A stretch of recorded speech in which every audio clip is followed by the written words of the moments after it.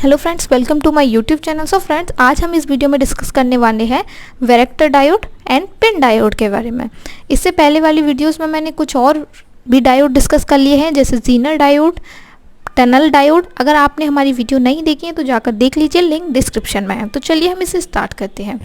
ये है हमारा वैरेक्टर डायोड का सिंबल एंड ये है रिवर्स बायस में वैरेक्टर डायोड। ओके, तो ये एक तरीके का डायोड लगा होता है, ये नीचे कैपेसिटेंस लगा होता है। कैपेसिटेंस है नीचे ये दो इसमें टर्मिनल होते हैं।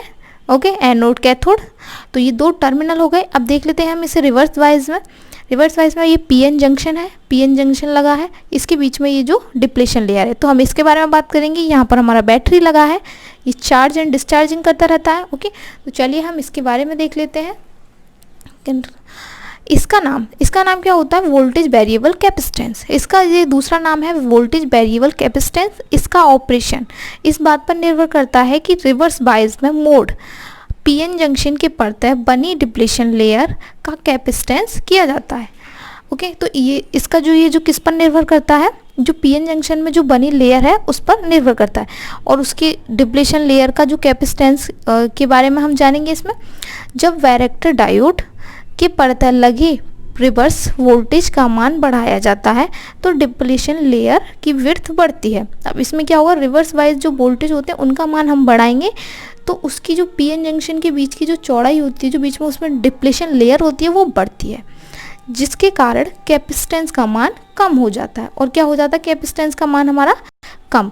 इस प्रकार वैरेक्टर डायोड के परतः लगा रिवर्स वोल्टेज का मान बढ़ने से जंक्शन कैपेसिटेंस का मान बढ़ता है। ओके, इसमें क्या होता है? रिवर्स वोल्टेज का मान बढ़ने से जंक्शन कैपेसिटेंस का मान बढ़ता है।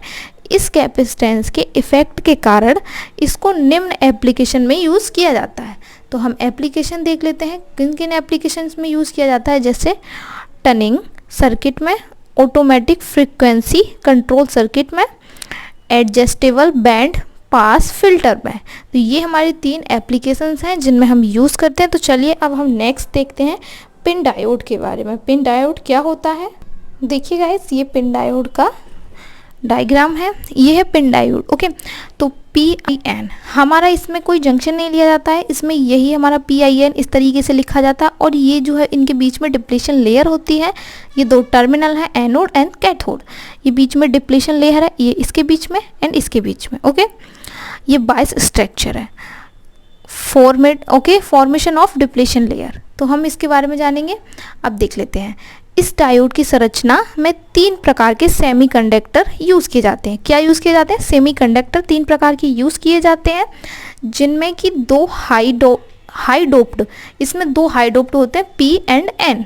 कौन से? P एंड N रीजन होते हैं, तथा इन दोनों के मध्य एक इलेक्ट्रॉनिक या इलेक्ट्रोजेनिक सेमीकंडक्टर की लेयर होती है।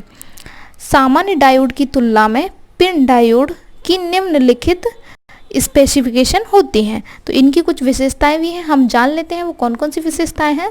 फर्स्ट है P तथा N रीजन के मध्य अधिक दूरी होने के कारण कैपेसिटेंस का मान कम होता है। अब हमारे जो P और N है उनके बीच की अगर दूरी ज़्यादा हो जाएगी तो कैपेसिटेंस का मान कम हो जाएगा, जिसके कारण पिन डायोड का रेस्पॉन्स बहुत अधिक हो जाता है। ओके, अब सेकंड देख लेते हैं।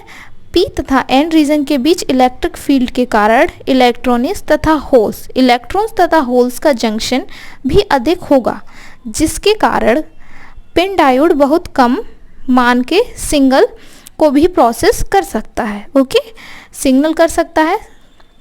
अब इसकी हम एप्लीकेशन जानेंगे। एप्लीकेशंस क्या होती हैं? फर्स्ट है, इसका use DC control microwave switch में किया जाता है। सेकंड है अल्टरनेटर। ओके, अल्टरनेटर एप्लीकेशन में भी इसका यूज़ किया जाता है, और इसका अल्टरनेटर में भी यूज़ करते हैं हम। तो चलिए फ्रेंड्स, मिलते हैं नेक्स्ट वीडियो में नेक्स्ट टॉपिक के पास। Bye bye, take care guys.